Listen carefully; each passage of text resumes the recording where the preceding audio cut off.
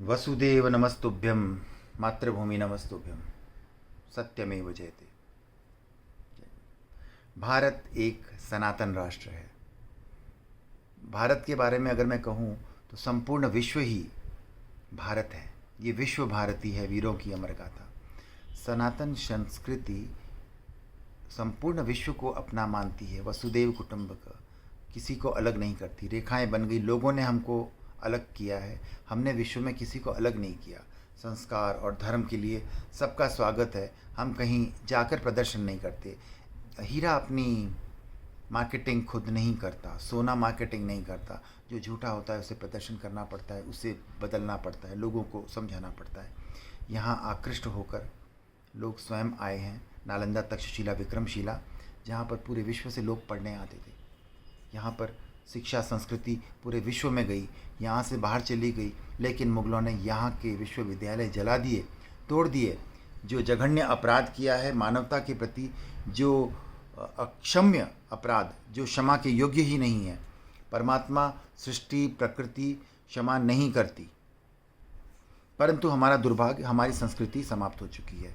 आज की दिन भी समाप्त हो चुकी संस्कृति, जिसके अंदर सिलेबस बराबर नहीं, ज्ञान का विश्लेषण, समझ कड़ीबद्ध तरीके से नहीं है, फिर भी संपूर्ण विश्व में छा रहा है। समझ लीजिए सनातन का अंश मात्र 1% भी नहीं है, फिर भी संपूर्ण विश्व में इसकी ख्याति फैल रही है। 100% हुआ करता था एक समय में, लेकिन आज जब विध्वंस हो चुका। उदाहरण के तौर पे मैं समझाना चाहूँगा, जैसे हम बच्चे को पढ़ाते हैं स्टार्टिंग में ABC, CAT, कैट, फिर देन सेंटेंस बनाना, फिर बाद में शब्दावलियाँ, फिर पैराग्राफ्स, धीरे धीरे बढ़ता है। हमारे अंदर से सारी कड़ियाँ, सारे आविष्कार समाप्त हो चुके हैं।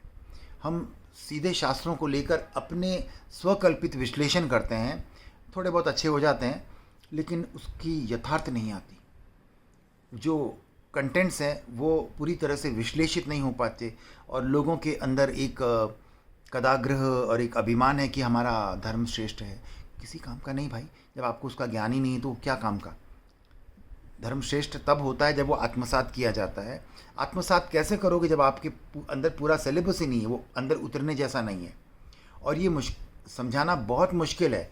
इसके लिए मुझे आरंभ से समझाना पड़ता है। बड़ी बोरिंग सी लगती है, क्योंकि कोई नया काम क्यों करेगा। कोई कितना भी श्रेष्ठ है, वो मुझे पता है लोग नहीं करने जाएंगे। लोगों को लगता है ऑलरेडी जो बच्चा अच्छा प्रेजेंटेशंस करता है, अच्छे भगवा वगैरह, आश्रम वाश्रम, जो चीज़ें मनोवैज्ञानिक रूप से जो आकर्षित करती है, लोग वहीं जाएंगे, यहाँ नहीं आएगा। जबकि मैं कहता हूँ कि इन सारे आकर्षण से बाहर निकलो।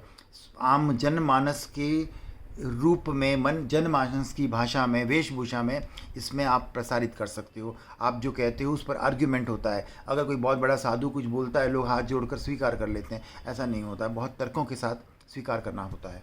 हमें सत्यता को अंदर लेने के लिए कसौटी पे उतारना पड़ता है, आपको परखना पड़ता है। और ये बड़े बड़े साधु संत जिनके प्रवचन होते हैं, वहाँ हम सवाल जवाब ही नहीं करने लायक होते, क्योंकि उनकी वाणी इतनी श्रेष्ठ होती है, पूरी तरह से तैयार होते हैं ना, उनको बोलना आता है, उनको उनकी वेशभूषा वो प्रभाव कर देते हैं, सामने वाला निरुत्तर हो जाता है, वो सवाल तक नहीं कर पाता। इसके लिए आम जनमानस के मानसिकता, बुद्धि, भाषा और वेशभूषा में ही बैठकर बात की जानी चाहिए। भारत की संस्कृति ऐसी संस्कृति है जहाँ देवता भी जन्म लेने को तरसते हैं। यहाँ की संस्कृति मनुष्य को देवता बना सकती है, बनाती है। विदेश की जबकि सारी संस्कृतियाँ पशु से मनुष्य की तरफ लेके आती है, वो भी सभ्यता है, प्राइमरी है, व्हाटएवर, लेकिन हमारी संस्कृति श्रेष्ठ है। आज कहा जाता है कि सभी संस्कृति समान है, धर्म समान है। धर्म तो एक ही होता है, संस्कृति भिन्न होती है। सब संस्कृतियों का काम धर्म की ओर लेके जाना होता है। अब संस्कृतियों को कोई कौम बोलता है, कोई रिलीजन बोलता है, कोई संप्रदाय बोलता है, कुछ भी बोलो, सबका कार्य है धर्म की ओर लेके जाना। और भारत खुद ही एक धर्म है, भारत स्वयं धर्म है। और भारत में भिन्न भिन्न ज्ञानियों ने भिन्न भिन्न विश्लेषित किया है, तरीके से धर्म को विश्लेषित किया है, ज्ञान को प्रकाशित किया है। इसको, ज्ञान को सूचीबद्ध गुरुकुल व्यवस्था में, मैंने काफ़ी गुरुकुल का सिलेबस देखा है, बहुत ही ग्रेट है, लेकिन कुछ चीज़ें मिसिंग है। कुछ चीज़ें का अर्थ होता है कि हमारे सिस्टम में से अगर 2 रुपये का प्लग भी गायब है तो हमारा मशीन नहीं चलेगी। जो कुछ चीज़ें जो अति आवश्यक है, चाहे वह कितनी भी सूक्ष्म क्यों ना हो, उसके बिना आगे गाड़ी नहीं बढ़ती है। टायर में से हवा निकल जाए तो गाड़ी आगे नहीं बढ़ती है। हवा का क्या औचित्य। मैं मोदी जी से प्रार्थना करता हूँ, मोदी जी इन बातों को समझते होंगे, मैं उन्हें युग पुरुष मानता हूँ। और अब तक मैंने कोई शास्त्र नहीं पढ़े, मैंने ध्यान साधना से, आत्मज्ञान से मैं अपनी बातें करता हूँ। और मैं शास्त्र इसलिए नहीं पढ़ता हूँ कि हम बायस हो जाते हैं, जबकि मुझे अनुभूति है, मैं काफ़ी कुछ ज्ञान के बारे में, उस विषय में हम बात नहीं करेंगे। कोई भी शास्त्र, किसी मंदिर, किसी साधु संत के पास जाना मैं उचित नहीं समझता हूँ, वाली शब्द तो नहीं है, पर मैं नहीं जाता हूँ क्योंकि हम बायस हो जाते हैं, हम किसी की बातें ले लेते हैं। मैं सत्संग और शास्त्रार्थ करता हूँ। मोदी जी से कहना चाहता हूँ कि आप इस काम में आगे बढ़ें, हमारी पूरी शिक्षा प्रणाली को शुरू से लेकर आगे बढ़ें। मुझे कुछ ज्ञानी पुरुषों की नेतृत्व की आवश्यकता है, जैसे सुधांशु त्रिवेदी हैं, अश्विनी उपाध्याय जी हैं, DK दुबे जी हैं। आप तो सभी ज्ञानी पुरुष हैं, आप मुझे जो भी दे दीजिए। एक सिस्टम चालू करें, उसको हम एक प्रयोगशाला की तरह एक मॉड्यूल तैयार करें, जिसके अंदर ज्ञान का क्षेत्र हो, जिसमें आरंभ से, ध्यान से लेकर एस्ट्रोनॉमी, नासा तक का सभी ज्ञान, कोई ज्ञान वंचित ना रह जाए। शिक्षा, कला, नाट्य, युद्ध, पाक कला, कपड़े बुनना, खेती, लाइक सब कुछ आ जाए। और ध्यान और योग से व्यक्ति आगे बढ़े। साथ में पशुओं का ज्ञान, गौशालाएं, पशु रक्षा, जीव दया, और साथ में एक वैदिक भोजनशाला, जिसमें हमारे ही इंग्रेडिएंट्स को, भोजन की सामग्रियों को अत्याधुनिक तरीके से प्रस्तुत करें। भारत में, हमारे पास में भोजन की कोई कमी नहीं है, लेकिन हमने विदेशों से सैकड़ों भोजन लिए हैं, जबकि भारत लाखों तरह के आविष्कार कर सकता है भोजन के कार्य में।